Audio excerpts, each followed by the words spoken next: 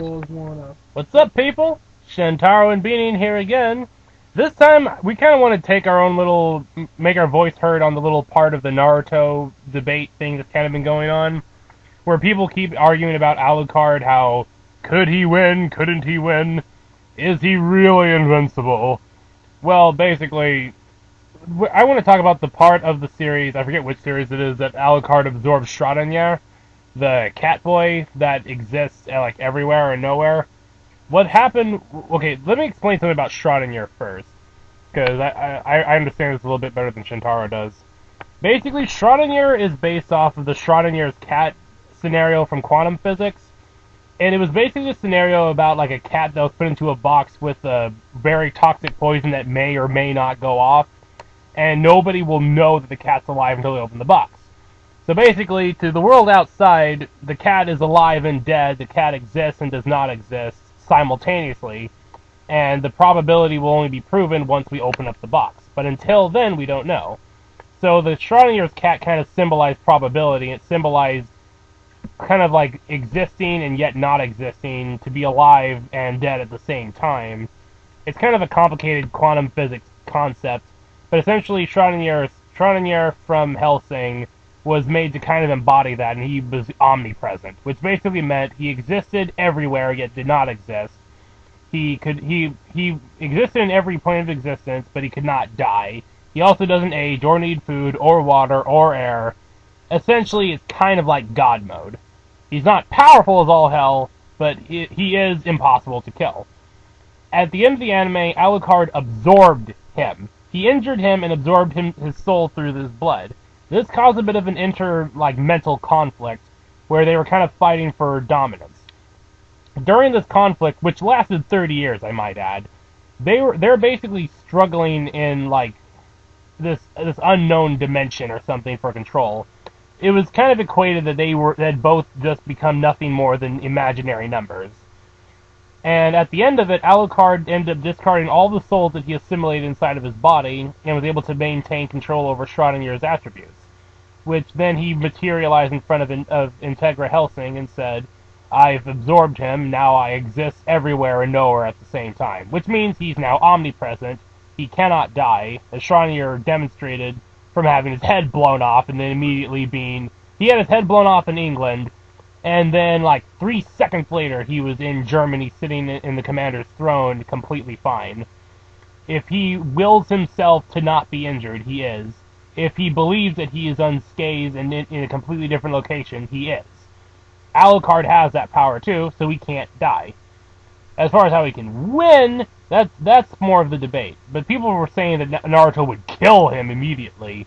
No, it's not a matter of doing damage or stopping the regeneration. Omnipresence is basically like a godlike power, which is why I kind of don't want to have him in the debate at all, because it causes a lot of problems. Alucard does have a lot more fighting experience than Naruto does. He also has ridiculous powers and can transform and absorb people's souls and pretty much never die. He also is insanely strong and incredibly accurate with his guns. So, personally, I do think that Alucard could kill Naruto.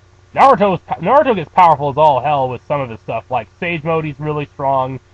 Some of the tailed powers are pretty powerful, though I kind of get leery because some people start making him, in their debates, and make him rely on the Fox power, and that's kind of taking away from Naruto's skill. So what did you want to say about Shintaro? Okay, pretty much with the whole immortal thing, on the debates that you normally see, and, sorry for the people that aren't in the debates, I'm talking about, well, it's actually on YouTube, you can actually look at most, especially on my channel. Yeah. Watch the comments.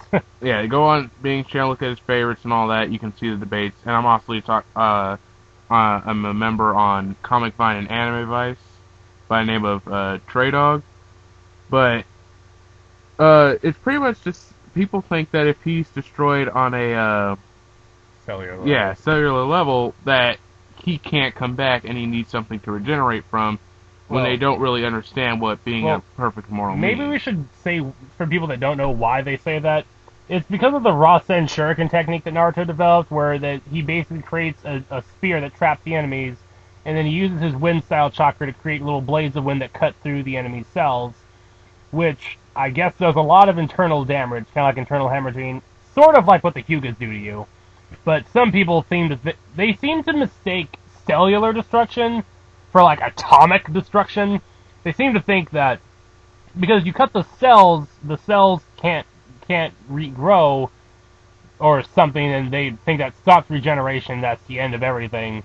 Nobody in Naruto, except for maybe like Hidan and Madara, can actually regenerate like that. I mean, the Rasen Shuriken is just a power up of Rasengan. He hit Kabuto with it, and he regenerated, but it took a lot of energy. It's not that you can't regenerate; it's just that it causes a lot of damage, and it's very difficult to regenerate. The Rasen Shuriken is a lot more proficient at it, but some people seem to think that it's like an end-all attack. It's powerful, but I really wish people would quit overpowering its destructive ability. They seem to think they would kill Goku or something. Naruto Pons All One was very adamant about that. Very rude about it, too. But I'm kind of taking up too much time. Shintaro?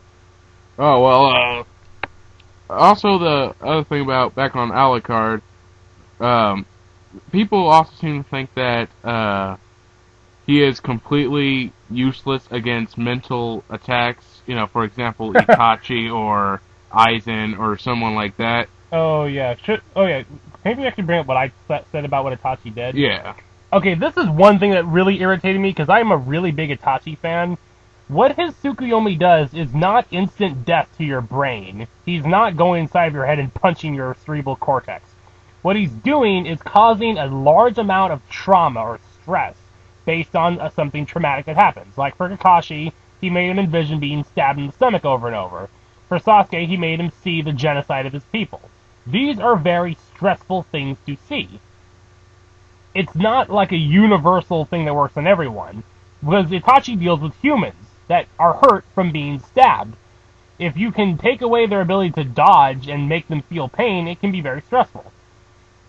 You seem to forget that Alucard was shot to death in the first episode of the anime and did not care. If these people really seem to think that being poked with kunai and swords is worse than being mowed down with a machine gun, you have to remember, nobody in Naruto knows what a gun is. I mean, I know it's really cool and flashy and everything, but their technology is nowhere close to a lot of anime. They're almost primitive in terms of what they do. I mean, even in Bleach, there are guns in Bleach. I don't want to spoil it too much, but yeah, it's coming up. Someone's going to have a gun. It's not like they're unheard of. Yeah. So the stress is basically depending on what they can take anyway. I mean, Alucard's immortal, so what is Itachi going to do that's going to stress him out that much? Goku, I don't understand how he thinks it would even work on Goku. It's not like it automatically cripples you. It depends on the person. It's not just instant death to your brain. Amaterasu is a bit different. I don't really understand that either. But they said it burned as hot as the sun, but Naruto got his hand pretty close to it and didn't, catch his clothes on fire. I think they exaggerate a lot in Naruto. You can't say it's hot as the sun, but have it be inside of a wooden building and have the building be fine. Yeah. Otherwise, the building would have immediately been reduced to ashes. Yeah, and another thing was, people thought that Alucard wouldn't be able to, win if he got absorbed, and that is also not the case. Well, he would do the absorbing. I mean, if he exists everywhere, absorption wouldn't mean anything. Plus, all the souls that he'd have to have in him, before Schrödinger, infinite souls, whoever absorbed him would probably have their mind break down from all the information. After Schrödinger, it wouldn't even frickin' happen. So it's a moot argument. So, anything else you might want to add? Pretty much quit saying that people in Naruto pwn Alucard and DBZ characters, because it wouldn't happen. Yeah, and this was pretty much just explaining what it was for anybody that didn't know the Schrödinger, or however you pronounce it, effect. Schrödinger. There we go. Yeah, it looks like it's Schrödinger, but I've actually heard it pronounced Schrödinger, and it's a German name. Oh yeah, we're about out of time. This was fun. Let us know if you have any comments. Go to Shintaro and Beaning's account if you want to make comments, subscribe, whatever. Yeah. I'm not even sure what to call it. Oh yeah. By the time we upload, it'll have a cool name. Yeah. Anyway, I hope you enjoyed listening to our voices. This has been Beaning. And Shintaro. Peace out!